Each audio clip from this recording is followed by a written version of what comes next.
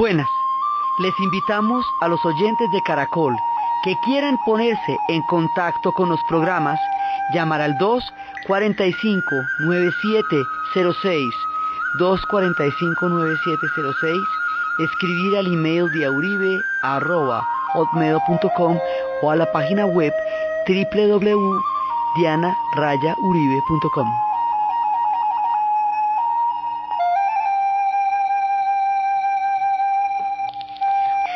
Estamos en la puerta de la entrada del pueblo japonés, y la entrada del pueblo japonés implica unos portales que nos llevan al mundo de los espíritus de lo invisible, implica el estar rodeados de presencias intangibles que de una u otra manera influyen en nuestras vidas, implica moldearse la cabeza de una manera distinta a como estamos acostumbrados a ver el mundo.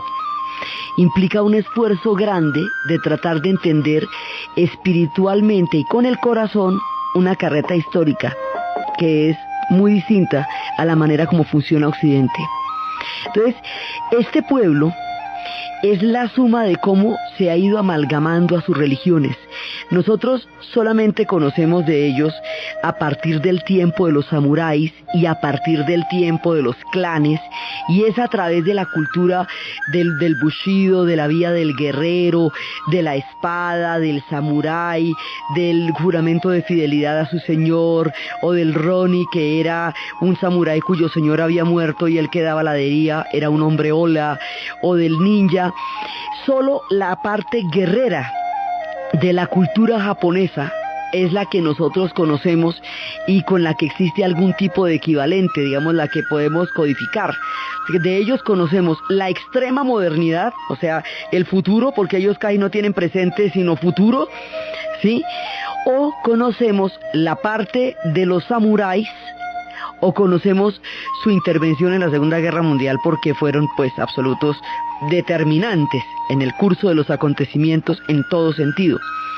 Pero hay un cimiento, una semilla, una formación de la espiritualidad japonesa que es la que nos es desconocida, y Japón es una suma de todos esos elementos, es la suma de toda su búsqueda de la belleza, es la suma de lo que después va a ser una cultura guerrera, es la suma del gran desarrollo que va a tener, es la suma de su destrucción y su nuevo florecimiento. De todo eso es la suma Japón. Entonces la primera parte, la formación del Japón, es donde se forman los elementos de la belleza. Pero curiosamente, los occidentales entienden mucho más el asunto de la guerra y el asunto de los clanes que el asunto de los poemas y el asunto de las flores y las damas del alba florida y las enseñanzas del loto. Sin embargo, las enseñanzas del loto, la dama florida, la dama del alba, el origen del sol, son una parte tan importante y tan esencial en la cultura japonesa como más adelante sería la cultura guerrera. Una y otra son Japón, y ellos son tan guerreros, tan crueles, tan despiadados y tan terribles en las guerras, como poéticos, hermosos, núbiles, rodeados de una inmensa poesía con un exquisito sentido de la belleza. Son eso, son té y espada, son sutileza y son también un nivel de agresividad muy fuerte. Son muchas cosas a la vez, como todos los pueblos todos son complejos y están llenos de elementos muchas veces contradictorios para quien intenta conocerlos. Entonces resulta que el Japón, para ubicarlo en el tiempo, el Japón es tardío con respecto a otras civilizaciones como la China o como la India. Y de todas maneras bebe del influjo de las dos, porque acuérdese que no hay nadie en Asia que se haya escapado al influjo de la China o de la India, porque este par de señoras civilizaciones marcaron el compás de los tiempos pasados y futuros desde el momento en que empezaron a formarse en el alba de las historias. Entonces, si lo comparamos desde el punto de vista de los chinos, los japoneses son muy tardíos, porque los japoneses van a aparecer en el conteo occidental más o menos desde el siglo VI antes de Cristo al siglo VI después de Cristo. Es decir, si lo comparamos con los pueblos europeos, esta gente sería contemporánea como de los romanos, como de el último pedacito de los griegos y el comienzo de los romanos. Y en la antigüedad y realmente su florecimiento, su esplendor, toda la etapa de gran desarrollo corresponde a lo que en Occidente se conoce como la Edad Media, digamos al conteo. Digo en Occidente porque es que los japoneses no cuentan su historia así, ni los hindúes, ni los chinos, así solamente la cuentan los europeos, pero como colonizaron el mundo, entonces a todo el mundo le echaron el cuento de que las etapas de desarrollo de ellos eran las etapas de desarrollo del resto de la humanidad, y en realidad no les sucedió sino a ellos.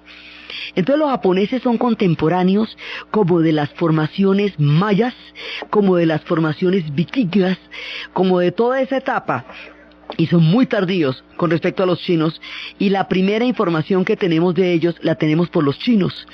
Alrededor de la época en que nació Jesucristo, los chinos hablan de un pueblo conformado por 1000 islas, que tiene 1000 historias y un reino central, y que queda al otro lado del mar, y que los reinos combaten entre sí.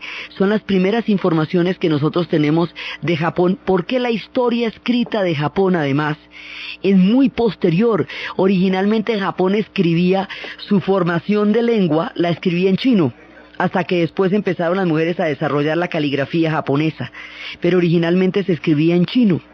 Entonces ellos vienen de mucha influencia china y de mucha influencia coreana. El pueblo de Corea es un pueblo propio, particular, concreto en la historia, que tiene mucha influencia china y mucha influencia japonesa, y que hizo las veces de puente entre las dos civilizaciones, la china y la japonesa, pero los coreanos son por ellos mismos. Esto de que el mundial haya sido en Japón y en Corea compartido no es casual. Ellos tienen una gran cantidad de historia común, y también tienen unas historias bélicas terribles, porque las cosas que hizo Japón con Corea durante la era Meiji y la Segunda Guerra Mundial dejaron profundas heridas. Ese mundial ayudó a acercar a estos dos pueblos. Ese mundial permitió que en Japón se vieran miniseries coreanas, y que los japoneses vieran como iguales y con respeto a los coreanos, y creó una nueva serie de lazos, sanó heridas y produjo acercamientos que se debían a esos dos pueblos en la historia, y que probablemente hubieran tardado mucho en llegar a recuperar si no se hubiera dado una circunstancia tan prodigiosa como un mundial de fútbol que sacó adelante las relaciones, por un lado ancestrales y por el otro lado difíciles, de estos dos pueblos. Entonces, a través de Corea se percibe toda la influencia de China. Y la influencia de China una y otra vez va a moldear la mentalidad japonesa. Y los japoneses desde chiquitos saben hacer lo que siempre han hecho. Copian los modelos de los demás, los mejoran, los vuelven sensacionales y se vuelven los dueños del balón. Lo hacen lo mismo con el microchip que con las religiones. Lo hacen lo mismo con toda la tecnología que tienen ahora, como lo hacían con las espadas. A ellos les llegó el bronce y empezaron a hacerlo mejor que los señores del bronce. Les llegó la espada y dijo, bueno, pues aquí las hacemos más chéveres todavía. La capacidad de asimilar las influencias, apropiarse de ellas, mejorarlas y hacer y consolidarse a través de ellas, siempre ha sido una característica del pueblo japonés. Y eso le permite, ahora ellos asimilan las influencias porque son permeables, porque están abiertos a entender las influencias de otros pueblos, pero a la vez ellos las hacen propias porque son islas. Y los pueblos que tienen la condición de isla hacen particular y propia cualquier cultura que los toca por su misma condición de isla. La habíamos visto como los ingleses, su historia es particular con respecto a lo de Europa, aunque la compartan en todo sentido, la suya es particular. Con Japón pasa lo mismo.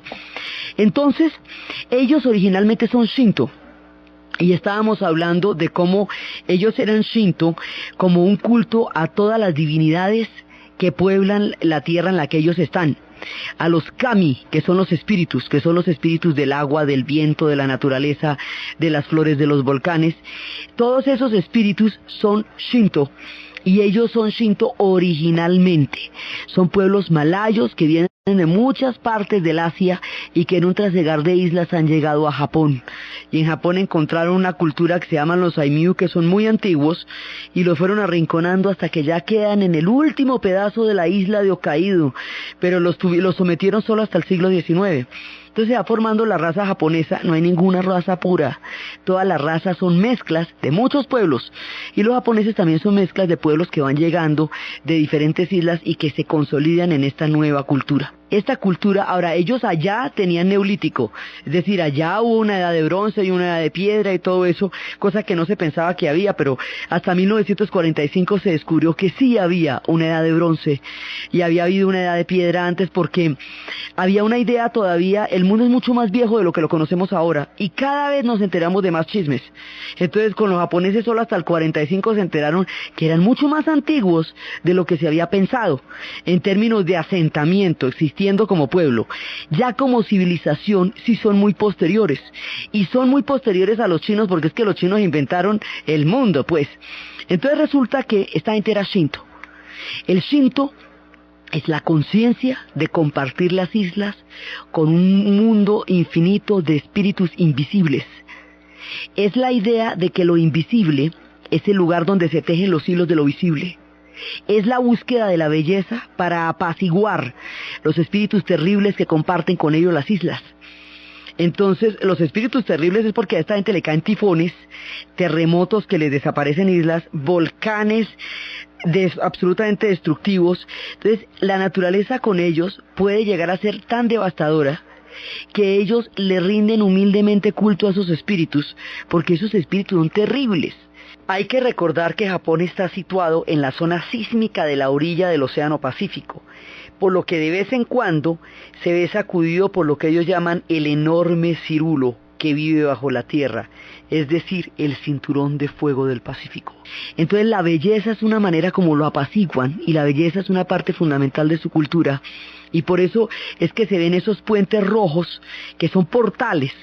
No van a ninguna parte en términos de lo fáctico, de lo que uno puede captar con los sentidos, pero en el mundo invisible son los portales donde empieza el reino de los kamis, el reino de los espíritus. Entonces ellos tienen su propio cuento, y ese cuento le van a llegar otros cuentos más, y la llegada de los otros cuentos a través de sus propios gobernantes va a moldear lo que es el alma japonesa.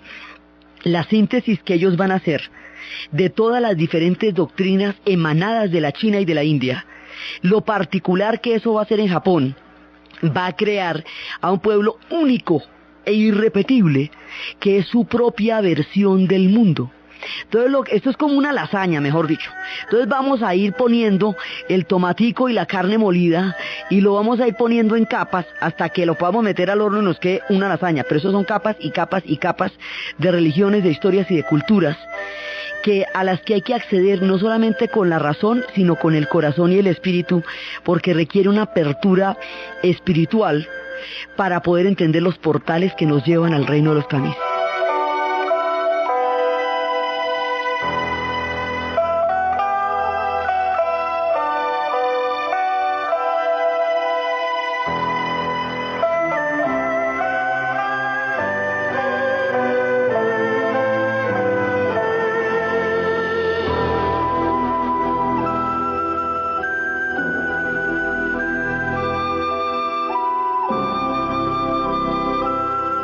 Tienen su propia historia.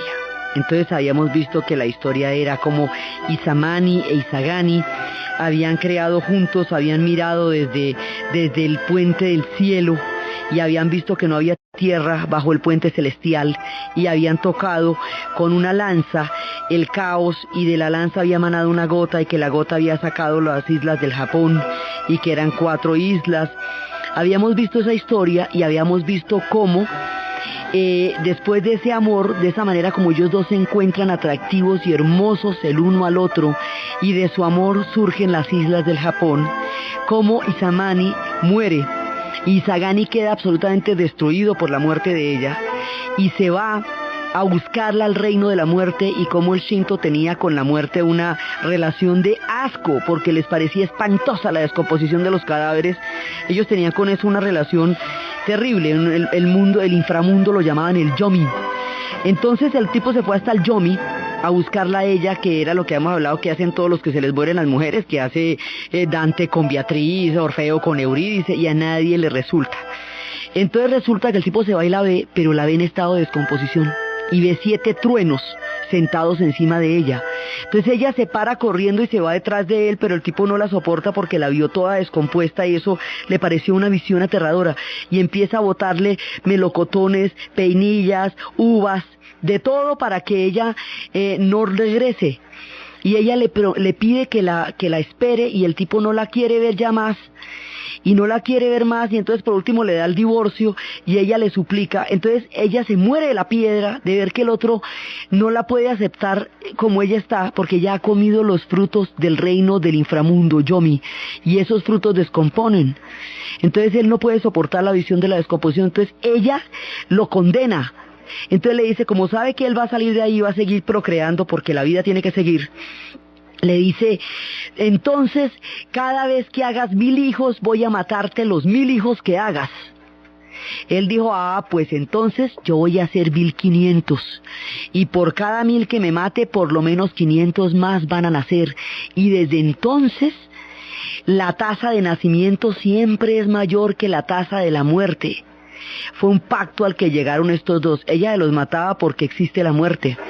Pero siempre iban a hacer más, porque él dio como respuesta a la vida y él tenía la última palabra. Entonces el hombre salió de allá horrorizado por la visión, y cuando sale de allá horrorizado de la visión, empieza a limpiarse, porque estuvo en contacto con la impureza. Ellos tienen una fijación poderosísima con la impureza. Entonces Izanani se empieza a limpiar. Y a medida que se va limpiando van naciendo criaturas. Entonces, del ojo derecho le va a nacer el sol. Y el sol es una diosa, Amaterasu. Es una diosa, una mujer. ¿Sí? Del ojo izquierdo le va a salir la luna. De la nariz le va a salir Susanoo, que es ese dios pícaro que habíamos visto, que es el dios de la tormenta. Entonces, además este Susanoo es un tipo importante, y es muy importante, pero además es un dios pícaro, sinvergüenza, que existe en muchas mitologías. Fíjese que Loki en la mitología vikinga era el que le ponía trampas a Odín y a Thor y los ponía por allá a hacer el oso. Era Baco, era el que lograba trastornar los dioses del Olimpo. El mono en la mitología china es el que se come los melocotones sagrados de la inmortalidad. Siempre hay en las mitologías un personaje pícaro que es el irreverente, el que desordena, el de la recocha. Aquí es Susanoo, ese tipo es tremendo. Entonces, la diosa del sol, Amaterasu, ella es la hija de Izanagi. Y resulta que una vez estaban con el genio de la comida. Estaban ella y el dios sol. Es que la diosa, el sol es una diosa y la luna es un dios. La luna es masculino y el sol es femenino. Estaban los dos con el genio de la comida, y el genio de la comida abría la boca, y por ahí le salía arroz, por ahí le salía mijo, por ahí le salía saki, por la boca le salían los alimentos, y le salía el ganado, le salían una cantidad de cosas, y entonces, en ese momento, al dios Luna, le repugnó la visión de las cosas que salían de la boca del genio de la comida, y lo mató. Y entonces de su cabeza nació la vaca, y de su estómago nacieron los caballos, y de él nacieron todas las cosas que son útiles. Entonces la diosa Amaterasu se puso muy brava por la crueldad que le había hecho el dios Luna al genio de la comida, cuando el genio de la comida lo que era un chévere y era el que se había inventado todas las cosas útiles que hay sobre la tierra. Entonces ella, molesta, decidió que nunca iba a estar en el mismo lugar donde estuviera el dios Luna, porque le había molestado muchísimo lo que había hecho, y por eso el sol y la luna jamás están en el mismo lugar. Ella sale una hora y él sale a la otra. Así quedó claro desde el momento. Entonces, resulta que la diosa Amaterasu, habíamos visto que Susanoo un día la había avergonzado de toda la cantidad de cosas que había hecho, y ella se había escondido en una cueva, había que sacarla de la cueva para que hubiera sol, y la sacaron mediante una danza y mediante su propio espejo, y ella salió y el sol quedó brillando. Entonces Susanoo va a desarrollar su propia historia. Él es el dios de las tormentas, y resulta que una vez él se agarra con una serpiente y vence a la serpiente, y de su triunfo sobre la serpiente, él, a manera de, digamos, de perdón, de desagravio con Amaterasu, a la que le hacía todo ese montón de vergüenzas, le va a llevar la espada. Y esa espada que él le lleva, que sacó de la serpiente vencida, esa es la espada, la propia. Esa va a ser la espada del honor, la espada imperial, la espada que es el símbolo de todo honor en Japón, sale de ahí, de la lucha de Susanoo, el dios de las tormentas. Le lleva la espada, es lo que le va a dar el honor a la espada. Entonces, después de eso, Susanoo tuvo una hija. Y la hija, un hombre, Okunishi, se enamoró de ella y la raptó. Pero los atributos que este hombre tenía eran una espada que tenía la hija y que tenía Susanoo, eran la espada, el arco, la flecha y el arpa. Entonces el que la rapta, Okunishi, se la lleva y se lleva todos los atributos de Susanoo. Entonces el arpa va sonando cuando él huye con la hija de Susanoo. Entonces Susanoo se levanta porque el sonido del arpa lo despierta inmediatamente y le llama la atención, le cae en gracia que haya un tipo más pícaro que él, porque como él es un sinvergüenza, entonces el que le rapta a la hija le parece que es como un afín. Entonces le dice, oiga, no fresco, mire, más bien funden un reino, cásense y funden un reino a lo bien, sí, y llévesela fresco. Entonces ellos fundan un reino que es el reino de los Izumu, la primera dinastía, la primera de todas las dinastías es la dinastía de los Izumu. Entonces esta mujer va a tener, ella viene directamente, ella es hija de Susanoo y ellos vienen directamente de las dinastías de la misma formación de los dioses. Entonces hay un tipo que es el hijo de ellos, que es el nieto de Amaterasu, el nieto de Amaterasu, la reina del sol, la diosa del sol. Ese tipo se llama Ninigi, y ese tipo es el que va a ser el primero. Ese hombre se va a casar con ese es el nieto de Amaterasu, se va a casar con la dama florida. Hay dos damas, la dama de la roca y la dama florida. La dama florida pues es absolutamente preciosa y la dama de la roca era una mujer adusta, digamos, no era preciosa ni mucho menos. Ninigi escogió a la dama florida en lugar de escoger a la dama de la roca. Y la dama de la roca le dijo, vea pues, si usted me hubiera escogido a mí, sus hijos serían inmortales, gozarían de una longevidad, de una vida muy larga, porque las rocas son eternas y su tiempo no existe. Pero como usted escogió a la dama florida, entonces sus hijos van a tener una vida breve y efímera, como la belleza de las flores que dura tan poco. Por eso la vida de los hombres y las mujeres es breve, porque el hombre escogió a la dama florida y no a la dama de la roca, que le hubiera garantizado la longevidad de la vida de los humanos. Entonces, así se va fijando eso, y este va a ser, digamos, el primer gobernante. Y ya cuando empiezan los primeros gobernantes, al principio, la diosa Amaterasu quiere sentar el precedente, cuando ya empiezan los gobernantes, que esa tierra es de ella. Entonces manda un embajador, y el embajador lo encarretan, Nunigi y Romu lo van encarretando y no le paran bolas al hecho de que esa tierra es de ella. Entonces mandan otro embajador y también lo encarretan y no le paran bolas, hasta que mandan un faisán. Entonces uno de los embajadores que se perdió y fue engañado por Susanoo y todo eso, le va a lanzar una flecha que va a atravesar el faisán.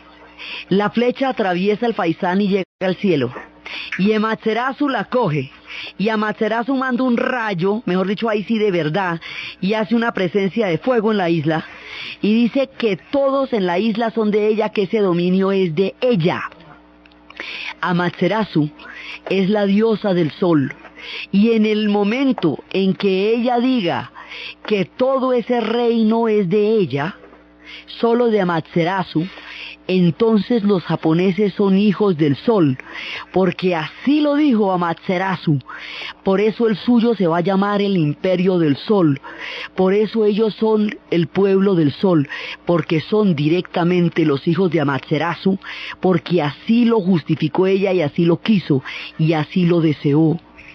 Entonces, cuando ya está, digamos, formada toda la dinastía imperial, ya existe claramente el vínculo entre el sol y la gente que gobierna Japón.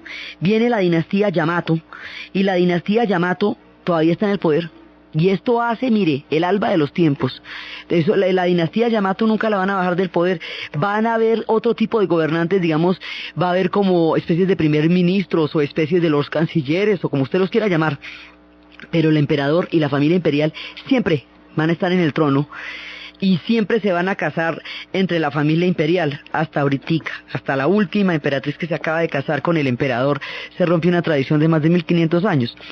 Entonces resulta que ya tienen, digamos, toda la simbología Shinto, y ya tienen el culto al emperador y el culto a la naturaleza.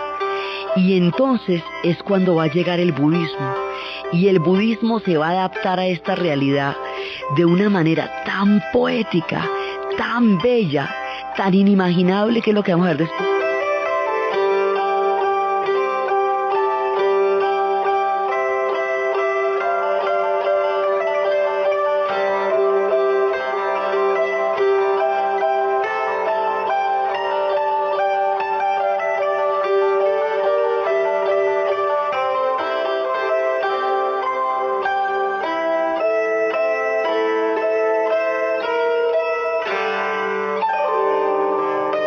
El pueblo japonés ya ha desarrollado su dinastía, los Yamato. Hay un periodo en que ellos se están unificando, como todo el mundo. Tienen un periodo en que se agarran entre ellos hasta que se unifican. Ese es un comportamiento de todos los imperios. Todos los pueblos tienen una etapa en la cual todas las diferentes fracciones están peleando las unas con las otras, hasta que se unifican, y cuando se unifican se vuelven pueblos prósperos. Es la ley de todos los pueblos, nadie está condenado por vivir eso, a todos los pueblos les ha pasado. Entonces resulta que ellos tienen un periodo en que se combaten entre ellos, que se conoce como el periodo Yayoi, y después se unifican alrededor de Yamato y todo eso, y después, cuando se unifican, estamos hablando ya en este momento del siglo VI después de Cristo, ya están unificados, y va a venir un emperador que es el propio, el que va a cohesionar todo, y lo va a cohesionar alrededor del budismo. El budismo llega a través de Corea, viene de la China, originalmente viene de la India. Acuérdense que Gautama Buda es hindú, nace en el siglo VI antes de Cristo, recibe la revelación, abandona el hermoso jardín encantado donde no existía el sufrimiento ni el dolor, y sale y encuentra el sufrimiento, un hombre anciano, un hombre moribundo, un hombre enfermo, y descubre que existe el sufrimiento y se dedica a aliviarlo de ahí en adelante. Entonces el budismo nace en la India, pero en la India es fugaz, es absorbido por una religión mucho más grande, que es el hinduismo.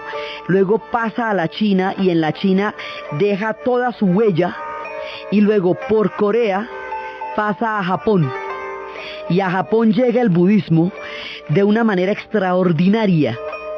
Llega a través de un emperador que se llama Shotoku, y Shotoku es un emperador absolutamente inteligente, es de una inteligencia extraordinaria. Se dice que era capaz de contestar 10 preguntas a la vez, mejor dicho, era el hombre de la rueda de prensa, porque era capaz de entender todo eso, porque a los 7 años ya se había leído cientos de libros. Además su nombre no es Shotoku, es una manera como le dicen puerta del establo. Una manera de decir que, porque dicen que su madre lo dio a luz frente a uno de esos sitios. Entonces él fortaleció el poder del emperador y emprendió una tarea política importantísima, y es que promulgó los 17 artículos de una ética budista, de una política basada en la ética. Eso lo vamos a repetir para que le suene, de una política basada en la ética. Entonces el tipo hace eso, y él hace una constitución sobre la profunda ética del budismo. Después vamos a ver qué tan profunda es, que crea 17 artículos. Y él es el primero en enviar un mensaje a China de igual a igual, porque antes los gobernantes de Japón enviaban a China mensajes de saludos al emperador, pero como un pueblo mucho mayor, que era la China, y ellos como hermanitos menores, digámoslo así. Este tipo, Shotoku, manda un mensaje al emperador de la China que dice de la siguiente manera: del emperador del país del sol naciente al emperador del país del sol poniente. Un saludo. El emperador del país del sol poniente se preocupó y no le gustó ni cinco ese saludo, porque los chinos creyeron durante toda la antigüedad que cualquiera que se les acercaba era solo para admirarlos, porque como ellos no había nadie, y era que como ellos no había nadie, entonces eso le molestó, pero es el momento en que ellos se sienten iguales a la hermana mayor milenaria que es la China.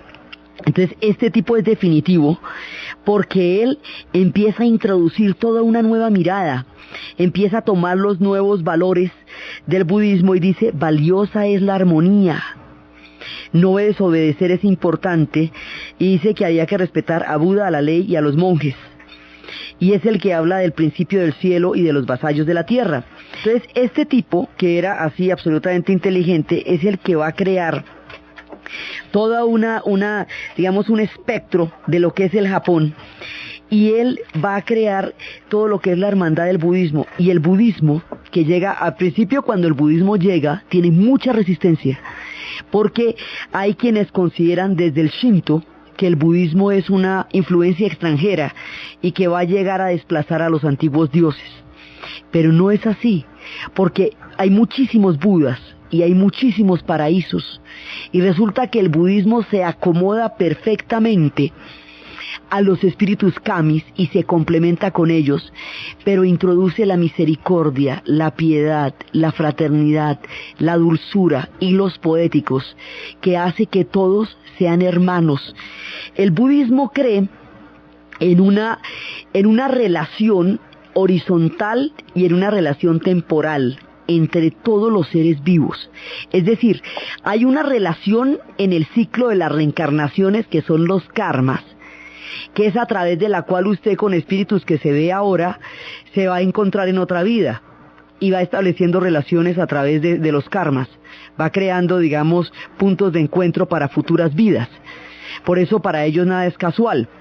Pero hay otra relación horizontal, es decir, todos los que estamos vivos en este momento estamos relacionados por una cadena invisible, que es la cadena de la vida, y esa cadena hace que la vida de ninguno de nosotros sea independiente de la del otro, que todo esté interrelacionado, tanto en esta vida como en la posibilidad de encontrarnos en las siguientes reencarnaciones.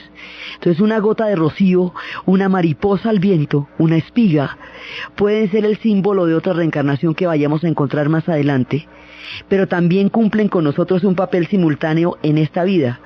Entonces esos son diferentes planos. Mire, cuando uno se mete con los japoneses, lo mismo que cuando se mete con los chinos, con los hindúes o con los iraníes, esta gente ve el mundo en distintos planos. Lo ven en milenios y lo ven en el presente. Entonces, como en Occidente solo se ve el presente y el pasado es muy lineal, el hablar en distintos planos resulta completamente incomprensible, porque solo se existe en un plano, que es el presente, y el pasado es una cosa así absolutamente reciente. Pero esta gente habla de pasados en esta vida y habla de pasados en otras. Entonces toca ponerse en el plan de imaginarse que existen muchas dimensiones en las cuales se mueven las almas, una de las cuales es el presente, para poder imaginar la inmensidad del budismo. Por eso ellos tienen la cabeza y el espíritu de otra manera. Por eso su cultura nos resulta tan poco familiar, porque son otro tipo de espiritualidades las que desarrollan ellos. Por eso los advertí desde el principio que cuando uno se mete con ellos, apenas si se asoma una inmensidad cuya esencia se le escapa, pero uno chismosea más o menos en qué andan. Entonces resulta que hay diferentes cielos en el budismo. Hay 3 paraísos principales. Hay un cielo del bienestar de Buda, que es el cielo del futuro. Y como es el cielo del futuro, pues no ha llegado porque se está haciendo, ¿cierto? Hay un paraíso presente, que es una maravilla, porque ese paraíso es el del pico del buitre. Y el paraíso del pico del buitre le dice a usted que si usted entiende las enseñanzas verdaderas de la flor del loto, usted puede vivir el paraíso en esta vida, en esta tierra, ahí donde está parado, ahí donde está escuchando. ¿Sabe por qué? Porque si usted puede entender los hilos invisibles que tejen el mundo que lo rodea, usted puede ser absolutamente feliz en esta vida, y puede ser pleno en esta vida, y puede gozar del paraíso en esta vida. También hay un paraíso futuro, lo uno no quita lo otro, pero existe un paraíso posible en esa vida, y ese cuento, ¿quién se lo echa? Nadie. Entonces, eso, piénselo y verá que eso es una maravilla, que usted realmente tenga la posibilidad de vivir el paraíso en esta vida, si mira las cosas de otra manera. Mirar las cosas de otra manera, ellos lo llaman conocer las verdaderas enseñanzas del loto, que es mirar las cosas de otra manera. Entonces la cosa tiene que ver muchísimo con la manera como usted la esté viendo. Eso también determina sus propios paraísos, sus soledades o sus infiernos. Ellos no hablan de infierno, ellos no tienen ese problema. Ellos hablan es de paraísos. Y hay un tercer paraíso que es el de otras vidas, que es el paraíso de lo que llaman el Buda Amita, y ese tercer paraíso es una barca llena de ambrosía, de mieles y de deleites, a donde usted puede acceder cuando haya terminado todo su ciclo de karmas. Entonces resulta que, mejor dicho, en los tres está bien, ¿ve? En los tres hay tres opciones, una del futuro, otra del presente y otra del final de los ciclos. Y las tres están bien. O sea, usted en cualquiera de los planos puede acceder a la felicidad si entiende poéticamente que hay hilos que unen toda la vida, y que la vida por lo tanto es sagrada porque está toda unida y entrelazada la una con la otra. Entonces eso produce un alivio y una alegría que hace que todo el mundo se sienta compañero de paraísos, y hace que el sufrimiento dependa en últimas de usted, de la manera como usted entienda las enseñanzas del loto, o de la manera como usted entienda sus acciones en la vida, y eso le cambia perfectamente la perspectiva de las cosas.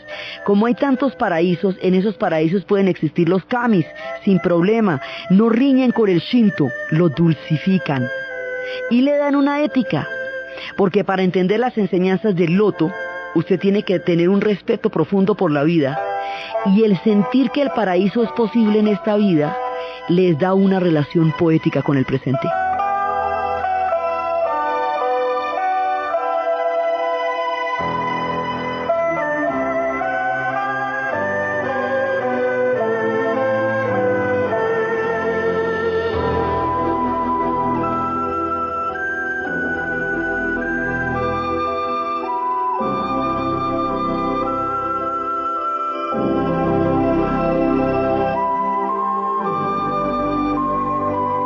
Viendo el universo desde este prisma, entonces esto es solamente una fase de la comunión espiritual, y crea un perpetuo y entrañable compañerismo entre todas las formas de vida, y eso es lo que les trae el budismo.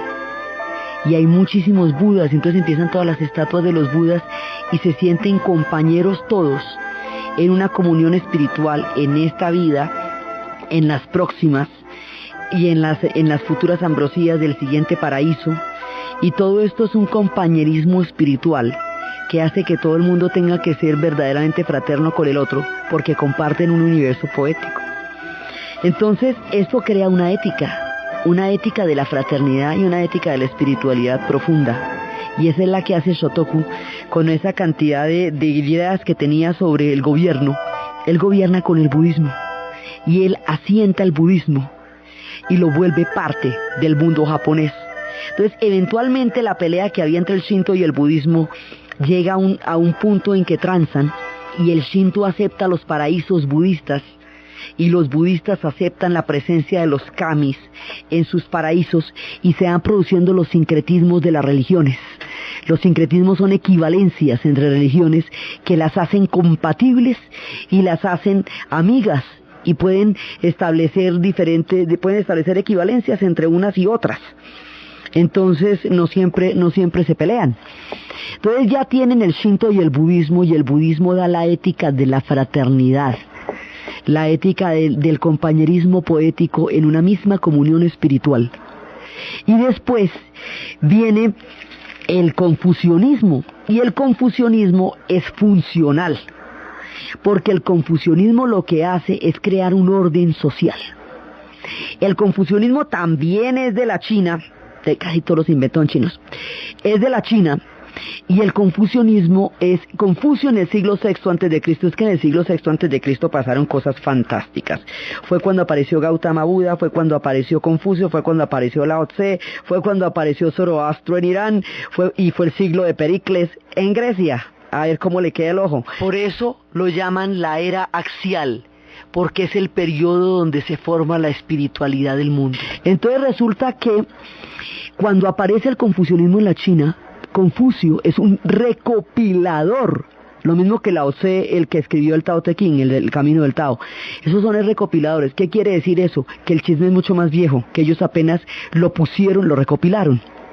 Entonces, resulta que el confucianismo llega a la China y el confucianismo surge allá y por lo mismo llega por la vía de Corea a Japón y crea un orden social. Y el confucianismo, eso lo va a montar una emperatriz, porque es que, mire cómo se van haciendo ellos nación. Hay un tipo que unifica, Shotoku, y unifica al lado de la ética budista. Hay un recopilador, un señor que recopiló todos los mitos y todas las leyendas, y esa recopilación crea el imaginario. El solo hecho de contarnos las historias, los mitos y las leyendas de un pueblo, en sí mismo es tan poderoso que crea el imaginario de cómo un pueblo es y siente la vida. Así es de poderoso el mito y así es de poderosa la palabra. Entonces el tipo lo recopila, ya hay un imaginario. Y luego llega una emperatriz de la misma casa imperial e instaura el confucianismo. Y entonces el confucianismo le da la medida de un orden social. Y el orden social crea, digamos, con el orden social se va a fortalecer la figura del emperador, porque hubo una ocasión en que se quiso ver a ver si una persona de otra casa dinástica podía ocupar el puesto del emperador. Y resulta que mandaron a consultar el oráculo. Y el hombre que consultó el oráculo dijo, no, ¿sabe que no? Porque las otras casas son vasallos y nunca un emperador se puede casar con alguien que sea de sus vasallos. Esto lo dijo Kiyomaru y resulta que a él lo desterraron y todo porque pues el que tenía ganas de entrar al poder necesitaba que el oráculo lo favoreciera. Y este hombre fue siempre venerado en el Japón como un hombre honesto, que fue capaz de dar el dictamen independientemente de que lo perjudicara. Le quedaba más fácil decir que el oráculo había dicho que sí. Y desde ahí solo se casan entre ellos los de la familia imperial hasta ahora, hasta hace 2 años. Entonces resulta que hay una emperatriz que monta el confucianismo. Y el confucianismo son una serie de relaciones, son círculos de deberes y de compromisos y de responsabilidades que en conjunto le producen a usted un lugar en el mundo. En Oriente el problema no es de identidad, porque ellos precisamente por esto saben quiénes son. El problema es de pertenencia. Entonces ellos tienen una idea, digamos, colectiva de la cultura. El concepto de individuo no tiene ningún significado para ellos. Para ellos no tiene ninguna importancia, no es ni siquiera concebible. Eso también es una cosa que los diferencia muchísimo con los occidentales.